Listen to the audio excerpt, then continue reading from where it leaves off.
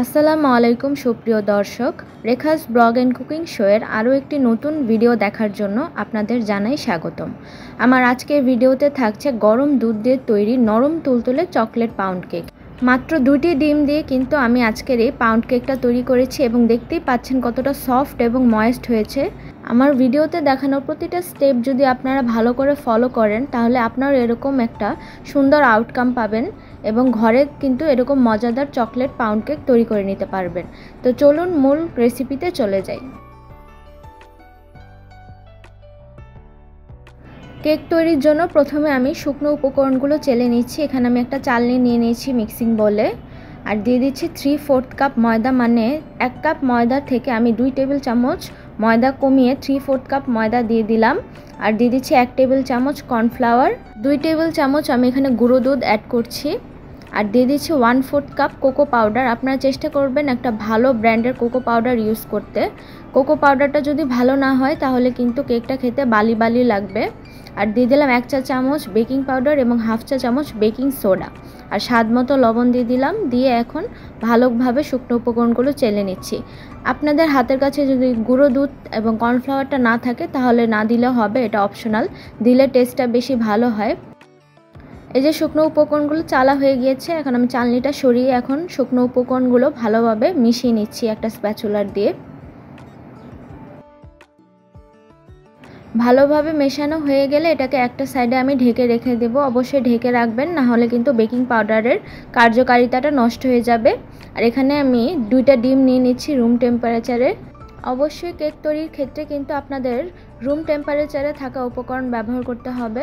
এখন ডিম 2টা দিয়ে আমি ইলেকট্রিক বিটারে 1 মিনিট বিট করে নিচ্ছি।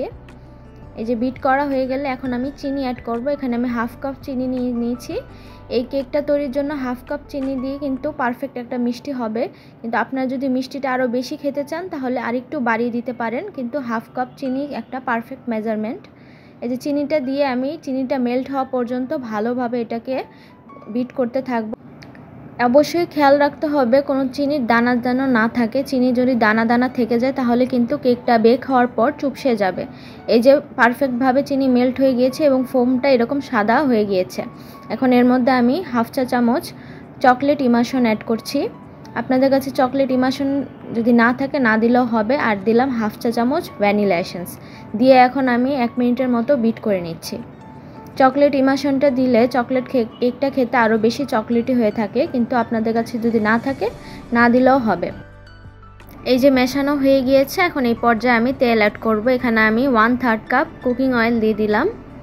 দিয়ে এখন 1 মিনিটের মতো বিট করে নিব। তেলটা দেওয়ার পর কিন্তু বেশিক্ষণ বিট করা যাবে না, তাহলে ডিমের ম্যারাংটা কিন্তু নষ্ট হয়ে যাবে। এখন আমি শুকনো উপকরণগুলো অ্যাড করছি। শুকনো উপকরণগুলো 2 ধাপে আমি দিয়ে মিশিয়ে নিচ্ছি। এটা খুব আলতো হাতে করতে হবে এরকম কোনো কথা নেই, ভালোভাবেই কিন্তু এটা জোরে একটু প্রেশার দিয়ে কিন্তু মিশিয়ে নেওয়া যাবে। এই যে মিশিয়ে নেওয়ার পর এই ব্যাটারটা কিন্তু এখন এই পর্যায়ে এরকম শক্ত হয়ে যাবে। আমি দেখিয়ে দিচ্ছি, এরকম শক্তই থাকবে কিন্তু ব্যাটারটা। এখন এর মধ্যে আমরা হট মিল্ক অ্যাড করব। এখানে আমি একটা কাপে 1/2 কাপ একদম ফুটন্ত গরম দুধ দিয়ে দিচ্ছি। আর এখানে দেব 1 টেবিল চামচ রুম টেম্পারেচারে থাকা বাটার। এই বাটারটা এখন গরম দুধে কিন্তু একদম মেল্ট হয়ে মিশে যাবে। ভালোভাবে মেল্ট হওয়া পর্যন্ত এই যে মিশিয়ে নিতে হবে। এখন এই গরম দুধটাই কিন্তু আমি ব্যাটারের মধ্যে দিয়ে দিব। আপনারা দেখতেই পেয়েছেন দুধটা কিন্তু একদম গরম ছিল, ধোয়া ওঠা গরম। এই গরম দুধটা এখন আমি দিয়ে দিলাম ব্যাটারের মধ্যে। এই যে দিয়ে দেখিয়ে দিচ্ছি, একদম ভালোভাবে এখন মিশিয়ে নিতে হবে। অনেকে কিন্তু আবার ভয় পেতে পারেন যে গরম দুধ দেওয়াতে ব্যাটার নষ্ট হয়ে যাবে কিনা বা কেক হবে কিনা। একদম পারফেক্টভাবে একটা কেক তৈরি হবে। আমি দেখিয়ে দিচ্ছি ব্যাটারের কনসিস্টেন্সিটা। এই যে এরকম পাতলা একটা ব্যাটার তৈরি হয়ে যাবে, তাহলে বুঝবেন হয়ে গিয়েছে। এখন আমি ব্যাটারটা একটা মোল্ডে দিয়ে দিব। আমি এখানে 8 ইঞ্চি সাইজের একটা মোল্ড নিয়ে নিয়েছি। মোল্ডে আমি চারপাশে অয়েল ব্রাশ করে নিয়েছি। এখন এটা আমি দিয়ে দিচ্ছি ব্যাটারটা। ব্যাটার দেওয়া হয়ে গিয়েছে। এখন আমি একটু ট্যাপ করে নিচ্ছি এবং একটু টুথপিক দিয়ে নেড়ে চেড়ে দিচ্ছি ভিতরে যাতে কোনো বাবলস না থাকে। এখন আমি কেকটা চুলায় বেক করতে চলে যাব। চুলায় বেক করার জন্য এই হাঁড়িটা আমি 10 মিনিট আগে মিডিয়াম টু লো ফ্লেমে প্রিহিট করে নিয়েছি। এখন আমি ঢাকনাটা সরিয়ে দেখিয়ে দিচ্ছি, ভিতরে কিন্তু আমি একটা স্ট্যান্ড দিয়ে দিয়েছি। স্ট্যান্ডের ওপর এখন আমি কেকের মোল্ডটা বসিয়ে দিব। বসিয়ে এখন আমি ঢাকনাটা দিয়ে দিলাম। এটা আমি 40 মিনিট বেক করে নিব মিডিয়াম টু লো হিটে।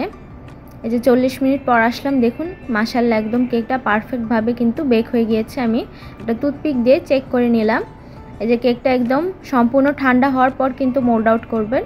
এই যে সম্পূর্ণ ঠান্ডা হয়ে গিয়েছে, আমি এখন মোল্ড আউট করে দেখিয়ে দিচ্ছি কীরকম পারফেক্টভাবে বেক হয়েছে এবং কতটা সফট হয়েছে, মনে হচ্ছে যেন এখনই হাতে থেকে ভেঙে পড়ে যাবে, আপনারা দেখতেই পাচ্ছেন। এই যে আমি ঘুরিয়ে ফিরিয়ে দেখিয়ে দিচ্ছি, একটা নরম তুলতুলে একদম ময়েস্ট একটা কেক হয়েছে। এরকম মজার কেক যদি আপনারা ঘরেই তৈরি করতে পারেন তাহলে তো আর বাইরে থেকে অস্বাস্থ্যকর কেক কিনে খেতে হবে না। এরকম একটা মজাদার চকলেটি কেক কিন্তু আপনারা বাচ্চাদেরকে বিকেলের নাস্তায় বা টিফিনেও কিন্তু তৈরি করে দিতে পারেন। বাচ্চারা কিন্তু চকলেট কেক খুব পছন্দ করে। এই যে আমি এখন কেটে দেখিয়ে দিচ্ছি এক একটা স্লাইস কত পারফেক্ট আর ময়েস্ট তৈরি হয়েছে। আশা করছি প্রতিদিনের মতো আমার আজকের এই ভিডিওটা আপনাদের কাছে ভালো লাগবে। ভিডিওটা যদি ভালো লেগে থাকে প্লিজ আমার চ্যানেলটিকে সাবস্ক্রাইব করে আমার সাথেই থাকবেন। আজকের মতো আমার ভিডিওটি এখানেই শেষ করছি। আল্লাহ হাফেজ।